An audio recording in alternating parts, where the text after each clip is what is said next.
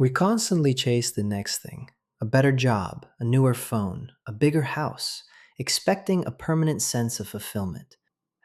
Yet the satisfaction inevitably fades.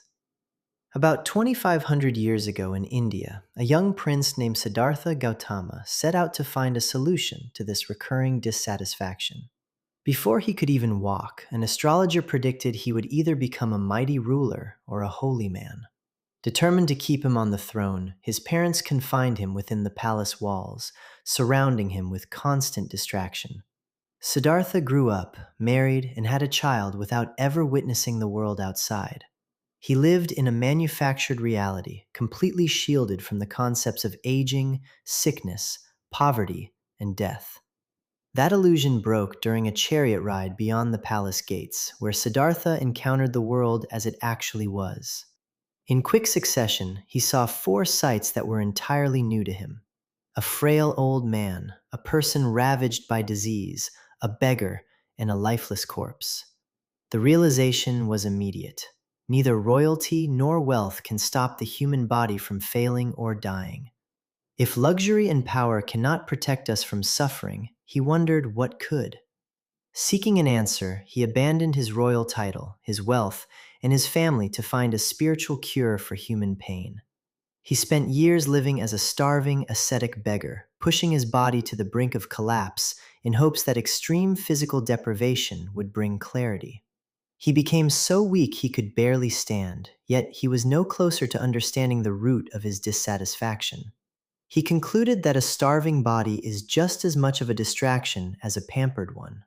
Changing tactics, he sat beneath a Bodhi tree and vowed to meditate until he found a solution. He sat for 49 days, remaining still even as the demon Mara appeared to tempt him with power and pleasure. After 7 weeks of meditation, he attained enlightenment and became known as the Buddha. He realized that the engine of human suffering is our own craving, the endless desire to have more than what we currently possess. The Buddha summarized this realization into the Four Noble Truths, which function as a diagnosis for the human condition. The first truth, dukkha, identifies the symptom. Suffering exists and is an unavoidable part of life. Even the things that make us happy are temporary and will eventually end. The second truth, samara, identifies the cause. Because humans are never satisfied and always want more, we live in a state of constant craving that leads to suffering. The third truth, nada, provides the prognosis. We can end this cycle of suffering by learning to be satisfied and letting go of our cravings. The fourth truth, magga, provides the treatment plan, the middle way.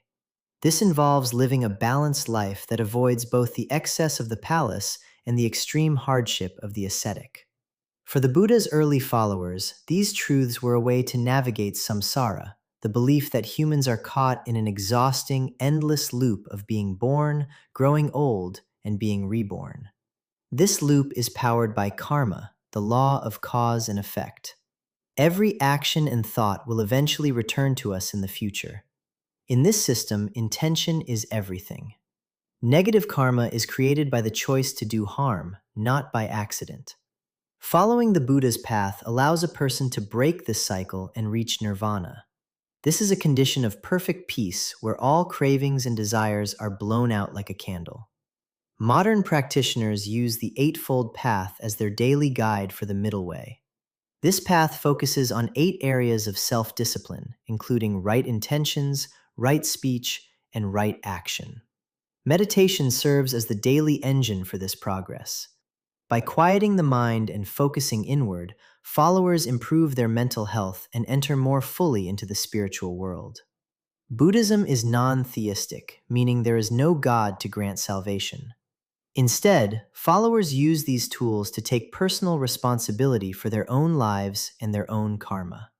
This global faith rests on the 3 gems: the Buddha, his teachings, written down on palm leaves called the Tripitaka, and the Sangha, the spiritual community.